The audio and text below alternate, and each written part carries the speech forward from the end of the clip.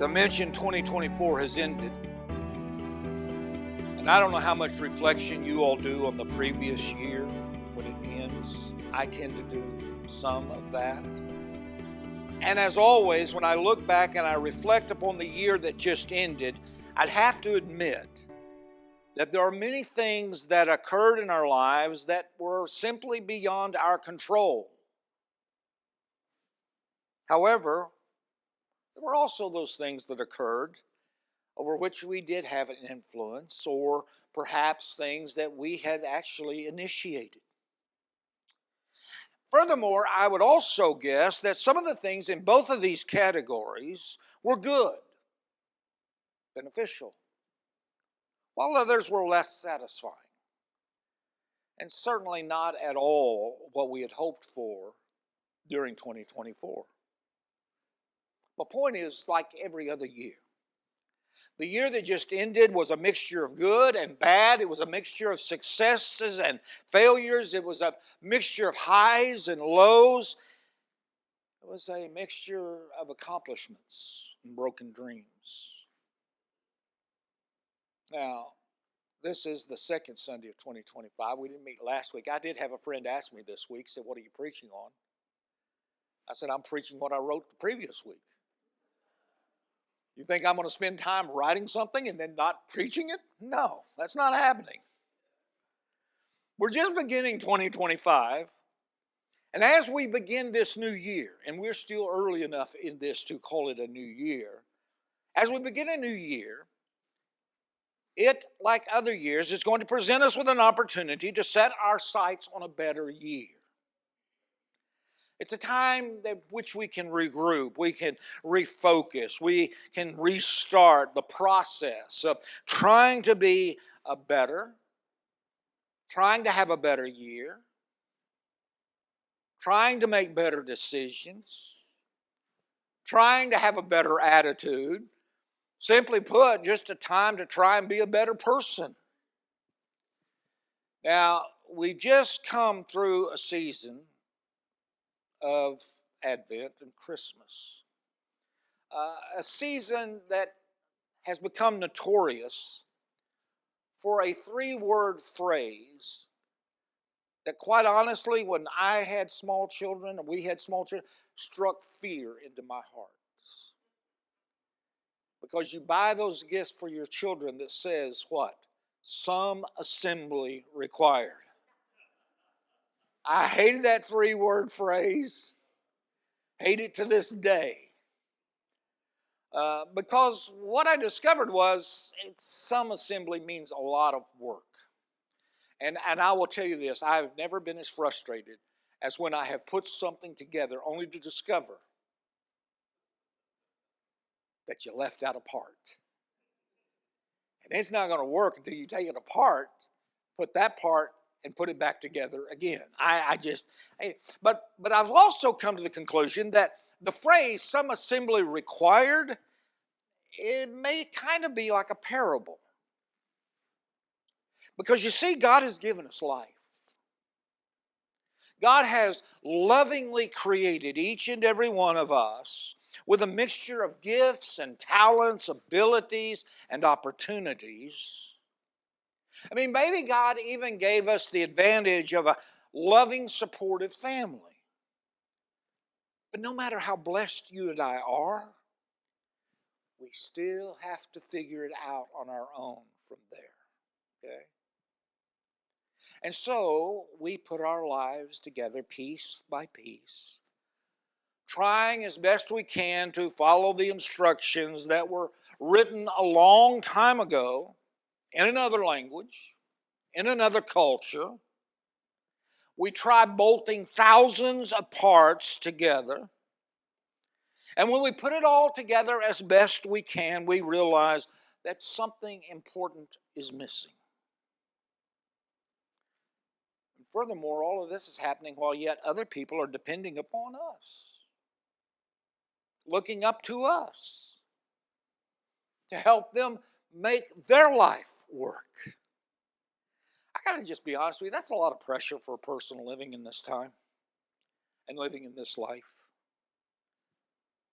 because there's so much at stake and there can be so little forgiveness. We start off with such big dreams and high ideals, but the twists and the turns of life, they make us cynical after a while. And then we're tempted to give up on our ideals altogether, or at least set our sights a bit lower. What I'm saying is, life has a way of making cynics of all generations.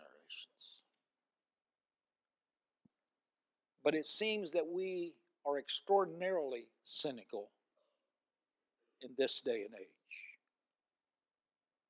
And my guess is all of us are affected by it to some degree. You know, it may very well be that there are those you know who are even consumed by it. Now, I would suspect that we are cynical in part because we live in a day and age that's filled with anxiety and it's filled with stress. Whenever and wherever it feels that chaos is out of hand, cynicism takes root and it begins going to work. And I would hope that in this place, we could all agree that cynicism truly is the opposite of spiritual faith. Where faith says God is still at work, the cynic says, listen, it's just a matter of time before it all falls to pieces. Okay? Where faith claims that God is doing something larger than we could possibly ever imagine and good will surely prevail, the cynic begins whining. No good could ever possibly come out of all of this. Sam Keen once observed, when the 19th century philosopher Nietzsche said God is dead, he didn't mean that people had stopped believing in God. I mean, most of us have all seen the studies that roughly 94 to 96% of all people, they still believe in God. What Nietzsche was talking about, however, was that the majority of people stopped structuring their lives as if there were a God. They stopped structuring their lives as if there was a sacred order. And they simply started structuring their lives in terms of what was technologically and economically possible. And if you and I are going to be honest on the second Sunday of 2025, we might just have to admit that most persons, even Christians, regardless of what they say and think they believe, live as if there is no God. And if that's the case, is it any wonder that we have become such cynical people? You see, I think we see the cynicism in the way that most people have a hard time believing in their dreams. They have a hard time believing in their ideals. Here's a little experiment you can use. Okay, if you're the kind of person that wants to do experiments, here's an experiment. I just want you, during the course of this next week, to ask a few people what they want to be at the end of this year. In other words, ask them exactly, what are you going to try and do with your life during 2025? Okay? Ask them what their personal vision is. Ask them what contributions they want to make. Ask them what they would like to believe about their faith. Ask them what role our country should play in the world. If they're Christians, ask them what role the church should play in a postmodern world. If you ask them those questions, I want you to take note of how many people answer in a very narrow, self-centered terms. Or better yet, perhaps just note how many people look at you with a blank stare on their face. Like, what on earth are you talking about?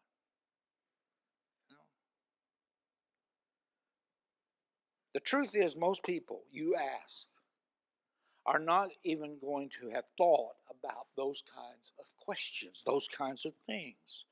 Why? Because most people have reduced life to simply living one day to the next without any sense of purpose whatsoever.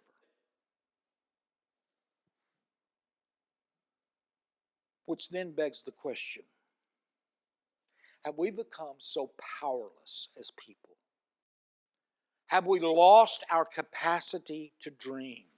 Do we believe in God's tomorrow? Or is it just an idealistic word that in our time has become synonymous with unrealistic? The good news for this morning, on this the second Sunday of 2025, the good news for today is that John's gospel points us in a new direction. If you have your Bibles or New Testaments with you, I invite you to turn to John chapter 1. It is a passage that we often associate with Christmas and Advent. We're going to read a rather lengthy passage in which John writes the following. In the beginning was the Word, and the Word was with God, and the Word was God. He was with God in the beginning. Through him all things were made. Without him nothing was made that has been made. In him was life, and that life was the light of all mankind.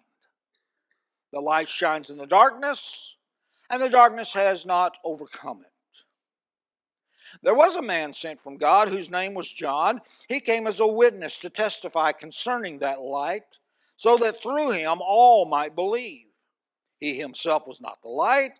He came only as a witness to the light. The true light that gives light to everyone was coming into the world. He was in the world, and though the world was made through him, the world did not recognize him. He came to that which was his own, but his own did not receive him. Yet to all who did receive him, to those who believed in his name, he gave the right to become children of God. Children born not of natural descent, nor of human decision or a husband's will, but born of God. The Word became flesh and made his dwelling among us, and we have seen his glory, the glory of the one and only Son, who came from the Father, full of grace and truth. John testified concerning him. He cried out, saying, "This is the one I spoke about when I said, 'He who comes after me has surpassed me because he was before me.'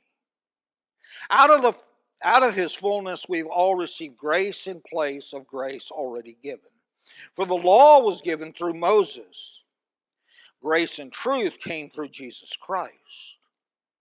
No one's ever seen God, but the one and only Son, who is himself God and is the closest relationship with the Father, has made him known."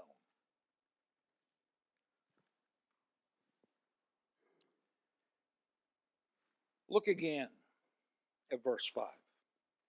John says the light shines in the darkness, but the darkness has not understood it or has not overcome it. Notice he doesn't deny the darkness.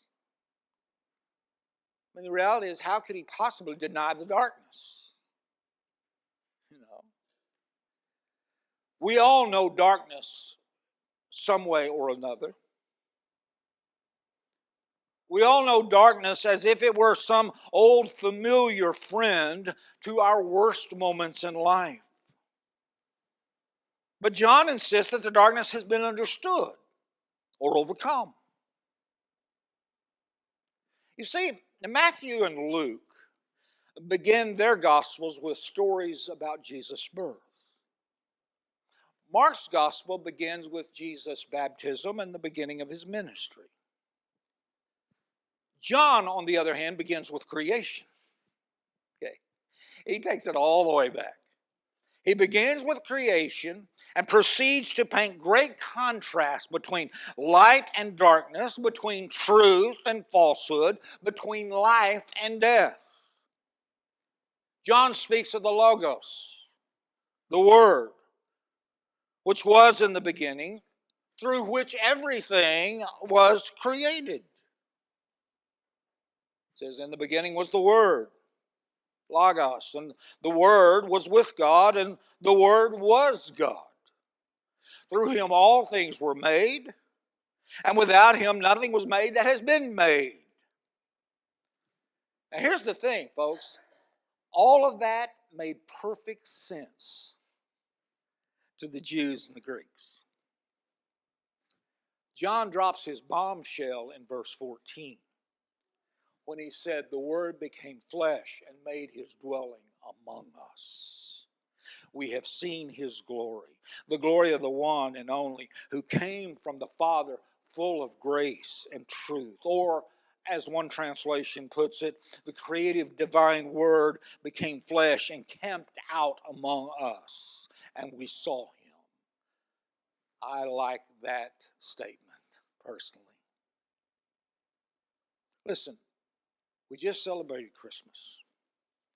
And Christmas means that the God of all creation is not a God who set the world in motion and then sets back to watch impassively as it winds its way through history. Not at all.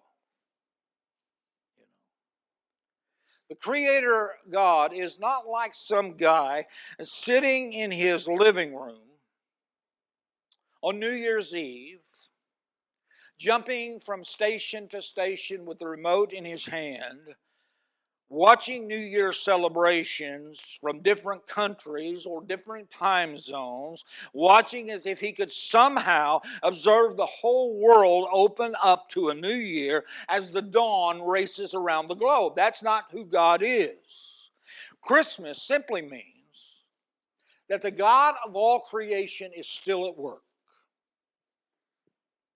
He's still involved in creating the world. He's still involved in creating you and me. In short, he's still involved in bringing the divine dream into reality. Look at verse 4. John says, in him, the Word, was life, and that life was the light of men, all men. John is saying that Jesus is the new creation, the let there be light of God's love and of God's salvation. In other words, God did not give up on us even though we embraced the darkness. He says to those who received him, who believed in his name, he gave the power to become children of God. Then as now, not everyone who has encountered Jesus believed in him, but to those who did, he gave them the power to become. Listen, to those who believe in him, he gives the power to become. In other words, Christmas means that no matter how hard your life may be put together, even though it may have fallen so terribly short of your dreams, God simply is not finished with you yet. He's not finished creating you yet. Against the darkness, against the cynicism, the Bible reassures us that we are not alone. The Creator God is still with us. The God of in the beginning is the God of the not alone. He's the He's the God of the end. He's the God not only the beginning and the end, but he is the God of all the things in between those two. God's creative power is available to each and every one of us, each and every step of the way. However, it's available if and only if we are willing to believe.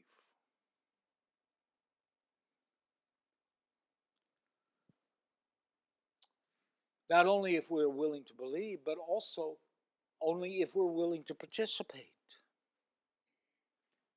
to participate in this recreation. One of the things that's always caught my attention is reading the Lord's Prayer. You remember when Jesus was, disciples wanted to know how to pray. And Jesus says, okay, here's how you pray. Our Father who art in heaven. He goes on and on. The part of that prayer that has always caught my attention and has always caused my ears to kind of prick up a little bit is the part of the prayer when he says, or when he's in his prayer, he says, may your will be done on earth as it is in heaven. May your will be done on earth as it is in heaven. You see, God's creative power is available to each one of us every single step of the way, but only if we're willing to believe and participate in the recreation. The incarnation, the Word becoming flesh and dwelling among us, is a call for you and I not to give up on our dreams. It's a calling to never give in to the cynicism that is born out of adversity or anxiety. Because you see, God is still engaged in creation. God is still engaged in creation in spite of being ignored, scorned, and even rejected. God came in person, in the person of Jesus Christ. We crucified him. But God still came back. And God still comes back. He comes back to you, he comes back to me. And the reason he comes back is because he's continually calling us to believe. And here's the note that you need to never ever forget. God will not give up on us, ever. And God will not stop giving us the power to become. And because God will not give up on us, and because God will not stop giving us the power to become, we simply cannot ignore or give up on our dreams, our purpose, why we are here. Now, I'm not talking about idle, narcissistic dreams. Because you see, sometimes the narrowness and the selfishness of our dreams is just another manifestation of our cynicism. I'm not talking about our dreams personally. I'm talking about God's dreams for us. I'm talking about the call of God and the very things that tempt us towards cynicism. Things like war and hunger.